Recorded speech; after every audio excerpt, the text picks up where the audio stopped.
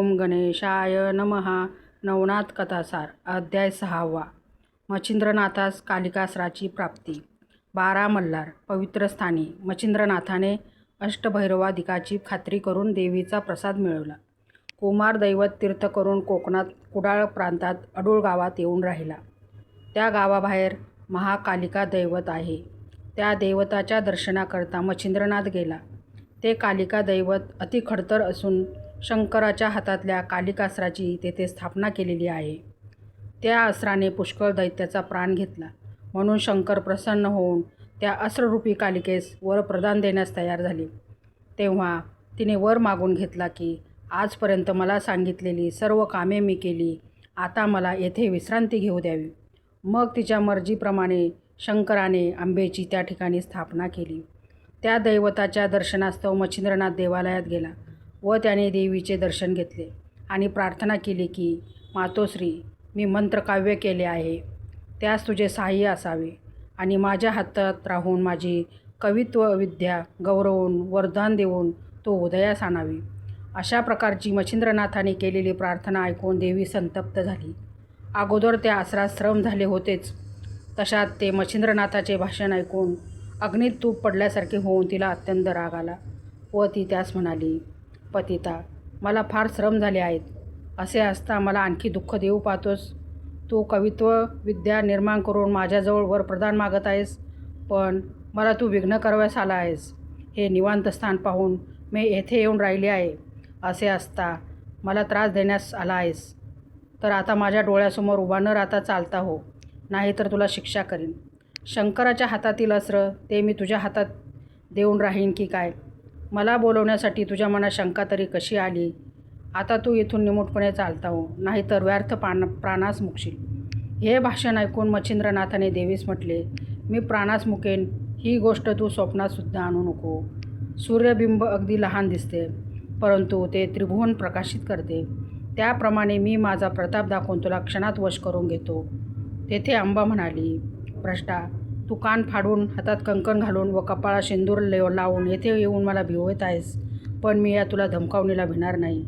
अरे, तुझी उत्पत्ती मला ठाऊक आहे.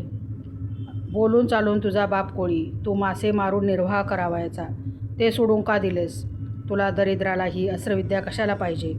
तुला वाटत असेल की मी थोर प्रताप दाखवून भूतावळ वश केली तशी ही देवी करून घेईन, पण मी तशापैकी नव्हे, हे तू पक्के समज.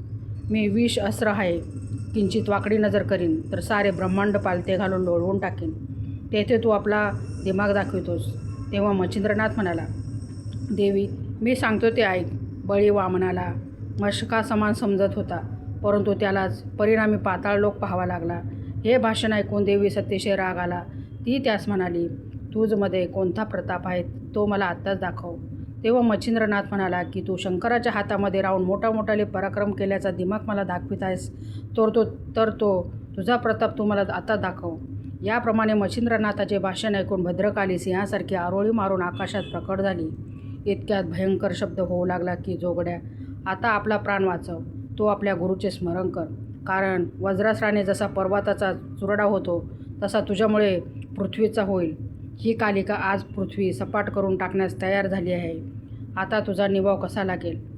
मच्छिंद्रनाथाचे ऐकून घेतल्यानंतर तो तिला म्हणाला, तू पाहिजे तसे बोललीस तरी तुझ्यापासून माझे काही वाकडे व्हायचे नाही. असे म्हणून त्याने भस्म हातात घेतले व वासव शक्ती मंत्र जपून ते भस्म आकाशात फेकून दिले. तेव्हा ती दैदिप्यमान वासव शक्ती तात्काळ प्रकट झाली. सूर्याच्या हातचे वासवास्त्र आणि शंकराच्या हातचे भद्रकाली किंवा कालिकास्त्र या उभयताचे युद्ध सुरू झाले. दोन्ही अस्त्राची झोंबी लागून ती एकमेकावर प्रहार करत होती. झगडता शेवटी कालिकेने वासव शक्तीचा पाडाव केला आणि मोठ्या आवेशाने ती मच्छिंद्रनाथावर चालली. हे नाथांच्या लक्षात येताच त्याने पुन्हा भस्म घेऊन एकादश रुद्र मंत्रयोग सिद्ध करून फेकताच एकादश प्रकट झाले. ते भयंकर व अनिवार्य प्रलय करणारे प्रकट होताच कालिकेचे तेज फिक्के पडले. तिने सर्वांना नमस्कार करून भक्तिपूर्वक स्तुती केली. तेव्हा ते सौम्य झाले.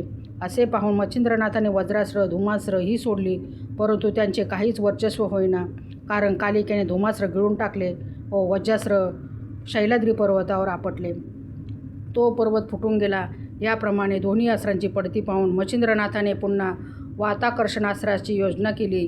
त्या वातासराची मक्की त्यास पक्की साधून गेली होती.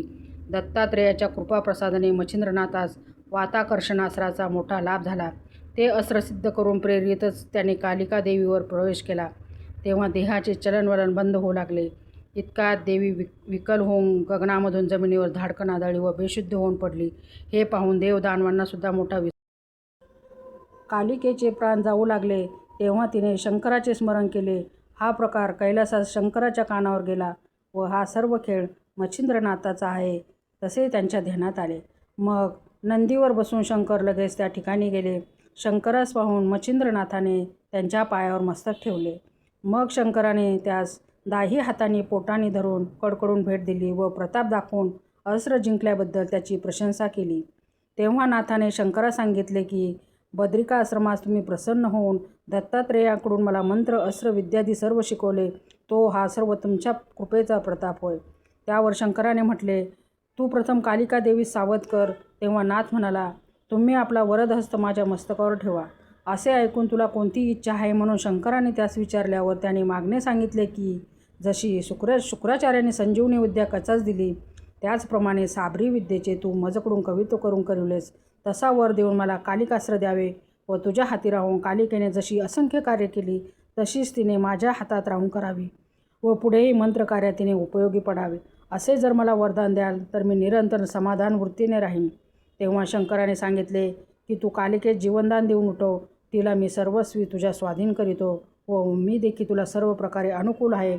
असे वचन मिळताच मच्छिंद्रनाथ शंकराच्या पाया पडला. मग वातास्त्र मंत्र म्हणून भस्म फेकून वाताकर्षण अस्त्र काढून घेतले.